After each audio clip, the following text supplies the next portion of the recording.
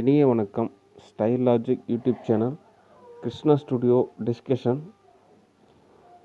Suresh Aditya movie discussion.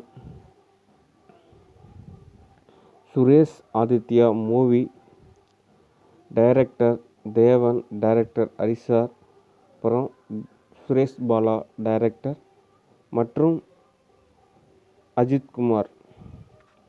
சரி, இந்த படத்தோட கதை என்ன அப்படின்னா, மதுரையில் ஒரு ஃபேமிலி, நல்லா ஒரு கிராமத்தில் இருக்கக்கூடிய ஒரு ஃபேமிலி.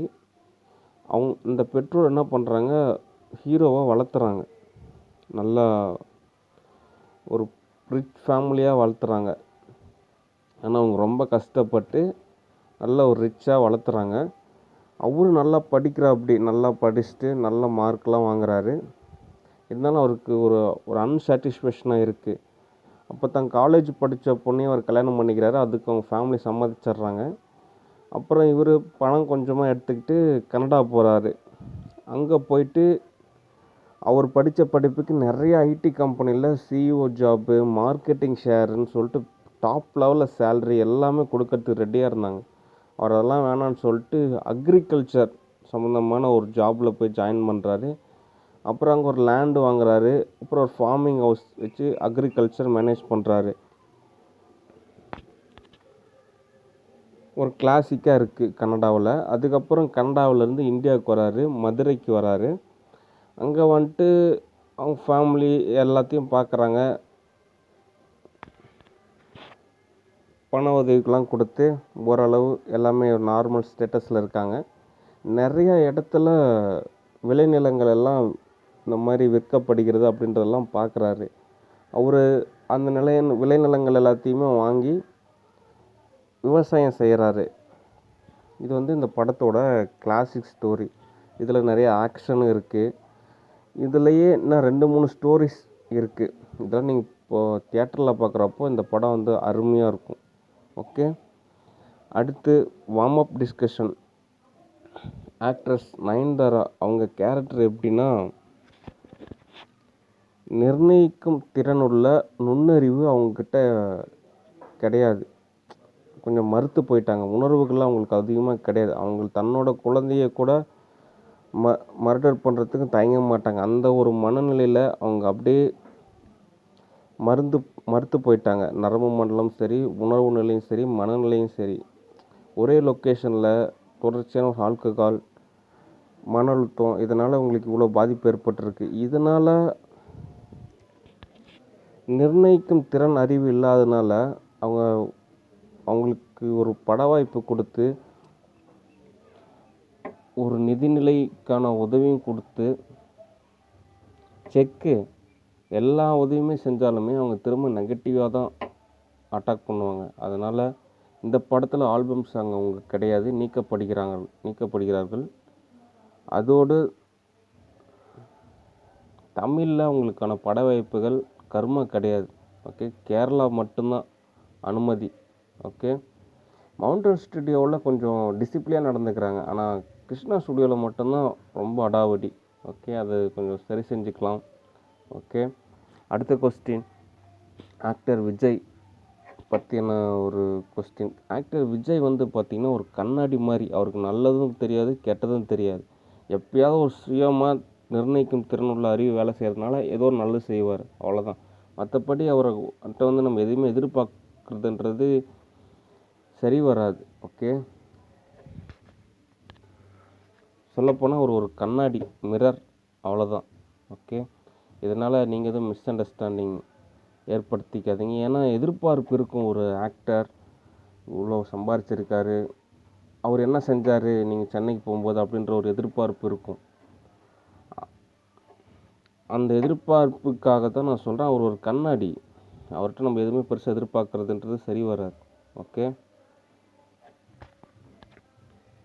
சரி, அடுத்து கவர்மெண்ட் ஒர்க்.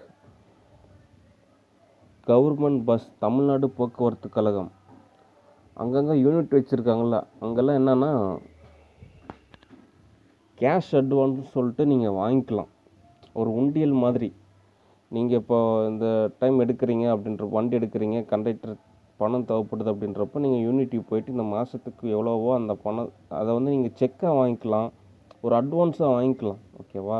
இதனால் பேசஞ்சர்கிட்ட நீங்கள் 5 ரூபாவோ 10 ரூபாவோ எந்த ஒரு காசுமே நீங்கள் எதிர்பார்க்க தேவையில்ல. உங்களுக்கு கேஷ் அட்வான்ஸில் வாங்கிக்கலாம். ஓகே, நீங்கள் போயிட்டு செக் எழுதி கொடுத்து உங்கள் பேர் எழுதி கொடுத்துட்டு கேஷ் அட்வான்ஸில் வாங்கிக்கலாம். நம்ம நிதிநிலை கரெக்டாக இருக்கிறப்ப அது தள்ளுபடியும் செய்யப்படும். நீங்கள் அந்த கேஷ் அட்வான்ஸை திருப்பி தர வேண்டிய அவசியமும் இருக்காது. ஓகே, அதனால் பேசஞ்சர்கிட்ட நீங்கள் எந்த ஒரு காசையும் எதிர்பார்க்க தேவையில்ல. ஒரு ரூபானாலும் அதை அவங்ககிட்ட திரும்ப கொடுத்துருங்க. ஓகே, ஏன்னா இதுவே ஒரு மன அழுத்தமாக இருக்கும். நீங்கள் ஒரு ரூபா ஒரு கேட்பாரா மாட்டாரா அப்படின்ற அந்த உணர்வுலேயே அவர் ட்ராவல் பண்ணிட்டு இதுவே ஒரு பயோகெமிஸ்ட்ரியில் மிகப்பெரிய மன அழுத்தத்தை ஏற்படுத்தும். அதனால் அந்த காசு விஷயத்தில் அந்த பயோகெமிஸ்ட்ரியில் போய் மாட்டிக்காதீங்க. அதனால் எதுனாலும் உங்களுக்கு போக்குவரத்து கழகத்தில் கேஷ் அட்வான்ஸ் வாங்கிக்கிங்க, லோன் வாங்கிக்கிங்க. ஓகே, அடுத்து அரசாங்கம் நல்லபடியாக இருக்குது, அருமையாக இருக்குது. என்னென்ன தேவை அப்படின்றத மனு எழுதுங்க, அது உடனடியாக பூர்த்தி செய்யப்படும். Okay, last question. Actor Keerthy Suresh பற்றின ஒரு கேள்வி. அவங்க எப்படி இருக்காங்க அப்படின்னா, அவங்க கேரக்டர் எப்படின்னா தொடர்ச்சியாக மூவி ஷூட்டிங் இல்லாதபோது அவங்க வீட்டில் தான் இருப்பாங்க. காலையில் ஒரு கட்டிங் ஆஃப் சாப்பிட்டு அதே பழக்கமானதுனால காலையில் எழுந்திரிச்சா அவங்க வீட்டுக்குள்ளேயே சரக்கும் சைடிஷும் ஏற்பாடு பண்ணுறது மட்டும்தான் அவங்க கவனமாக இருக்குது. அதை தவிர அவங்களுக்கு எதை மேலேயும் ஃபோக்கஸ் கிடையாது. அது இல்லாமல் அவங்களுக்கு ஏஜ் இதாக இருக்கிறனால அவங்களுக்குலாம் 45 ஏஜ் ஆனால் தான் அந்த மெச்சூரிட்டி அப்படின்றது ஏற்படும். ஓகே, இதெல்லாம் ஆரம்பத்திலே சொல்லி கொடுத்து கிராமத்து சைடாக இருந்தால் சொல்லி கொடுத்து வளர்த்திருப்பாங்க. அவங்களுக்கு அந்த ஆப்ஷன் கிடைக்கல. ஏன்னா அவங்க அம்மாவும் ஆக்ட்ரஸ். ஆனால் அவங்க அம்மா இப்போ பக்குவமாக இருக்காங்க. அவங்க அம்மா ஏஜுக்கு அவங்க வரும்போது அவங்களும் ஒரு பக்குவமான நிலைக்கு இருக்கிறதுக்கு வாய்ப்பு இருக்குது.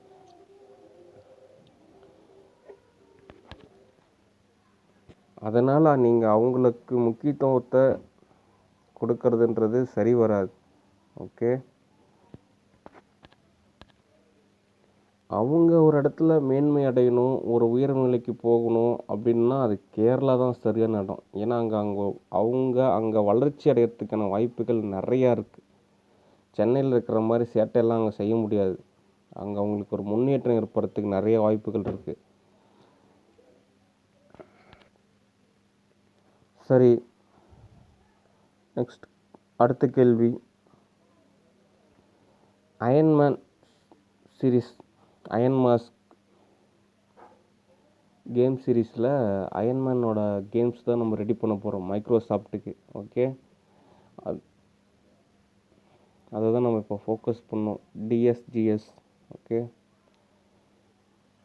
ஏன்னா நம்ம கேம் ரெடி பண்ணுறோம் அப்படின்றப்போ அது பல பேருக்கு வந்து ஒரு தொழில் வாய்ப்பு, வேலை வாய்ப்பு எல்லாமே அதில் தான். சினிமாவோட ஒரு படி மேலே இருக்கக்கூடிய ஒரு இண்டஸ்ட்ரீஸ் தான் video games industry. Okay, IT company. Okay, ஒரு 10 லட்சம் பேர் சினிமா இண்டஸ்ட்ரீஸில் இருக்காங்கன்னா 4-5 கோடி மேலே ஐடி கம்பெனியில் இருக்காங்க. அப்படின்றப்போ அது பல பேரோட வாழ்வாதாரமாக இருக்குது. அதனால் நம்ம ரெடி செய்வோம். அதுக்கு நமக்கு இன்வெஸ்டர் தேவை. DSGS focus.